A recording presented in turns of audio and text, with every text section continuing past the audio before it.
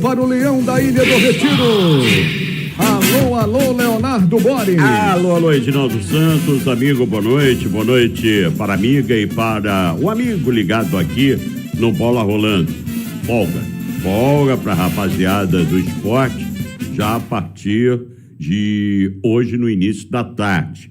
Jogadores ainda treinaram hoje pela manhã e uma folga merecida, justa, porque o esporte vem numa batida de decisões e a última foi na última quarta-feira na Arena de Pernambuco, onde o esporte classificou-se para a semifinal da Copa do Nordeste e aguarda o adversário entre Fortaleza e Altos. O jogo do esporte na semifinal é no dia 24 e essa folga, esse descanso é merecido e providente. Por quê, Edinaldo? Porque no dia 20 tem uma viagem apertada para o esporte que vai estrear na Série B. Vai para Manaus, na Arena da Amazônia, enfrentar o time do Amazonas, que subiu para a Série B. O jogo é num sábado, dia 20, repito, às 17 horas. Portanto, é um descanso mais do que esperado pelos atletas, um descanso merecido, jogadores que retornam às atividades na segunda-feira à tarde. É verdade, né?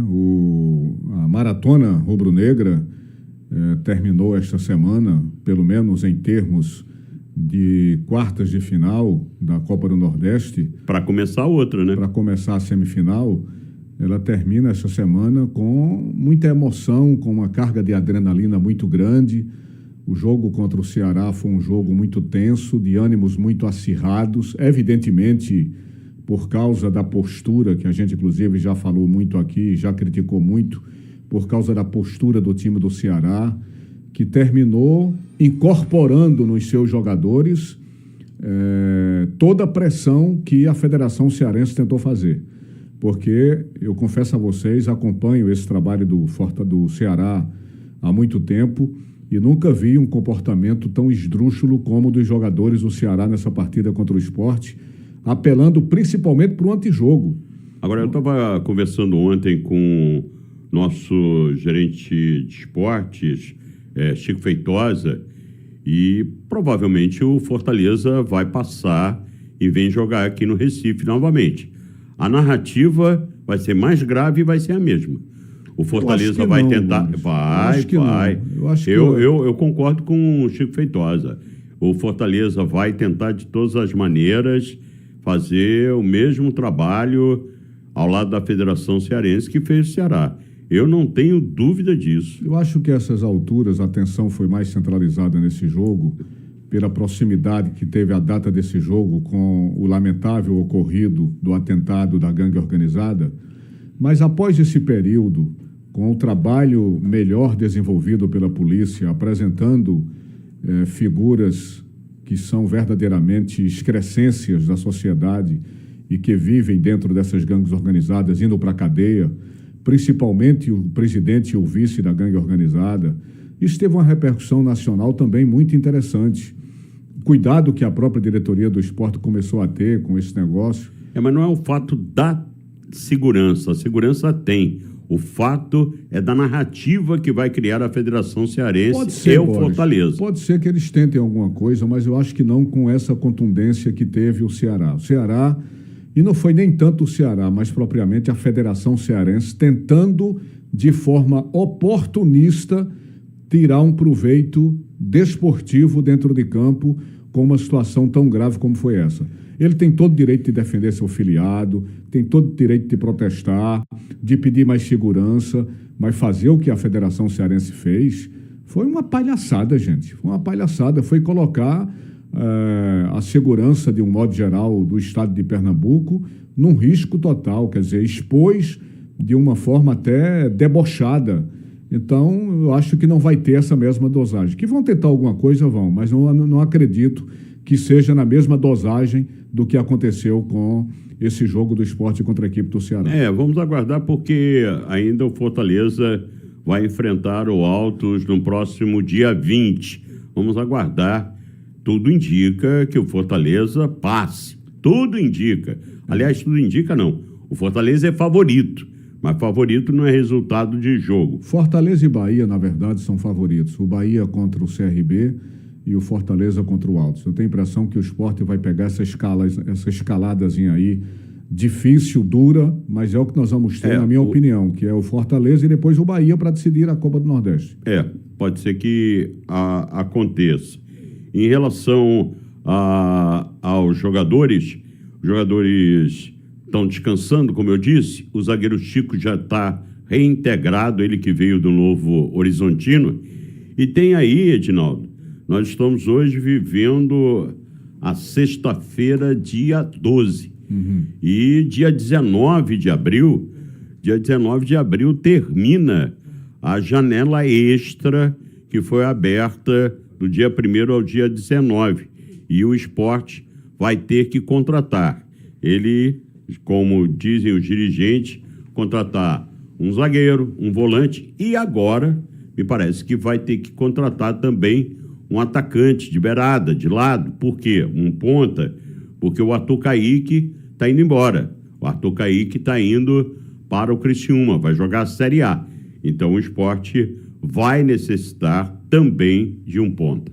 É verdade, o Sport não deve parar no reforço dentro desse time, que é aquela história, o time está começando a encaixar, o time está começando a ter uma cara, o time realmente é um time ousado, muito ofensivo, né? Eu gosto muito dessa postura de time ousado, de time ofensivo, mas vai encarar a maior e mais importante competição do ano, que é o Campeonato Brasileiro da Série B, onde o Sport precisa urgentemente voltar ao seu lugar na primeira divisão do futebol brasileiro. Isso requer reforço dentro da equipe, não tem dúvida nenhuma. Claro. Tem dúvida nenhuma. Para o torcedor do Sport ficar inteirado em relação aos 4 primeiros jogos, que foi a tabela detalhada publicada ontem pela CBF, Amazonas Sport na Arena de Manaus, como eu disse, a estreia no dia 20 de abril próximo.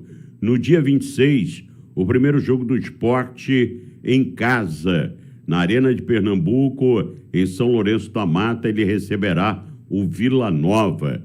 O jogo às 19 horas, esse jogo será numa sexta-feira.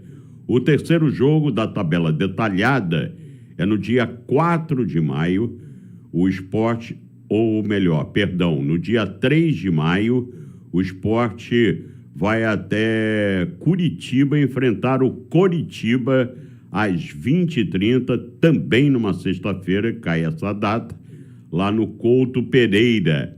E no dia 6, o Sport, 6 de maio, o Sport jogará contra o o Sport... aí no dia 11 de maio, o Sport recebe o Brusque, sábado, na Arena de Pernambuco. Portanto, os 4 primeiros jogos, Amazonas fora, Vila Nova em casa, Coritiba fora e Brusque em casa, são os primeiros jogos da tabela detalhada da CBF, que evidentemente no meio de abril, mais para o final, vai lançar o outro detalhamento aí da Série B do Campeonato Brasileiro. E começa mais uma maratona, né, Edinaldo? Porque dia 24, semifinal da Copa do Nordeste. Dia 20, 4 dias antes, tem o Amazonas lá em Manaus. Aí já é Campeonato Brasileiro. E aí começa o tirinete, né? A partir do dia 20 começa o tirinete tudo de novo. Exatamente. Agora, evidentemente que o segundo semestre ele se torna um pouco mais tranquilo, porque diminui o número de competições e aí fica o Campeonato Brasileiro naqueles jogos de meio de semana e fim de semana até terminar a temporada. O amigo João Vitor Amorim, mesmo de folga, mas é parceiro, o homem já foi apresentado lá no Criciúma, exatamente o Arthur Kaique. Arthur Kaique. Tá aí a fotografia dele, João é antenado com as redes sociais, treinou ontem já e se apresentou hoje já com a camisa do Criciúma. Obrigado, João Vitor Amorim. O detalhe é o seguinte, o Filipinho, ele fez um golaço na partida de quarta-feira. E o Filipinho, ele vem convertendo gols importantes para o esporte em partidas decisivas.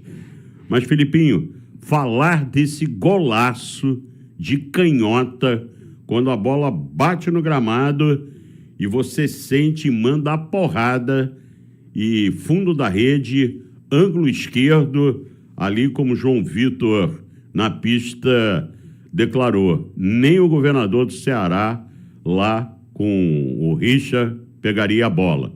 Fala do gol aí, Filipinho. Acho que o calor da pressão que a gente deu no Ceará, acho que o clima ficou muito a favor a gente, né? Entramos ligados, sabia da dificuldade do jogo, né? É uma equipe que vinha aqui para querer nos complicar, mas a gente se impôs, né? Acho que a jogada foi um momento ali que fiquei bastante feliz, né? Já vinha tentando vários jogos, né? Esse chute de fora da área e graças a Deus ontem eu pude ser feliz, né? Uma jogada que a gente já começou dando um calor enorme no Ceará, não deixamos os caras respirar e aí o Lima acerta a bola na trave, né? Aí volta no Alan cruza essa bola na área e o zagueiro consegue tirar, o Lima consegue ajeitar para mim, eu esperei o momento certo ali, né? Que ela veio pingando, ela não veio legal e fiquei feliz que eu peguei no momento certo, pegou na veia e pude ser feliz ali com o gol. Aí o Filipinho, lamentando muito que o Sérgio, torcedor que se engasgou com um churrasquinho... Veio a óbito, não foi? Veio a óbito hoje. Que coisa lamentável. Agora, há um histórico. A Anne Barreto hoje falou com uma especialista, muito bem explicado pela Anne Barreto e pela especialista, a produção foi da Gabriela Bento, que a namorada do Sérgio disse que ele já estava, por vezes, engasgando, não tendo essa falta de ar mas tomava uma água, entrava por outro lado, engasgava, respirava de mau jeito, engasgava, ele já estava estavam se percebendo que havia problemas. E aí, infelizmente, ele veio a óbito e muita força para a família. Você pode ter isso por causa de um refluxo, você pode ter isso por causa de um problema neurológico. Eu já vi médicos afirmarem a importância de se investigar isso, quando você, às vezes, até com uma simples água, você às vezes engasga. E quando chega numa situação como essa, de você estar ingerindo algo mais sólido, você corre um risco maior. É importante que todos nós fiquemos atentos a isso. Tem a ver porque, eu não sei, o impossível que pode ser para mim, às vezes é muito possível para a medicina. Você pegar um pedaço, porque os churrasquinhos são divididos em blocos de carne. E esse bloco de carne e toda a goela abaixo, sem passar por nenhuma trituração ou mastigação dos dentes, acaba sendo uma coisa inusitada. Mas, infelizmente, o Sérgio foi a óbito porque ele teve várias paradas cardíacas. Inclusive, a explicação, um dos grandes problemas é que logo quando ele engasgou, ele perdeu os sentidos. E aí não pôde se fazer algumas atitudes como, por exemplo, tussa. Alguns procedimentos. Tussa e outras coisas, infelizmente. Lamentável. Muita força para a família. Nossos sentimentos aí para a família, nossos sentimentos. Ok, Boris? Ok. Pronto, torcedor rubro-negro acabou de acompanhar aqui dentro do Bola Rolando a sexta-feira rubro-negra.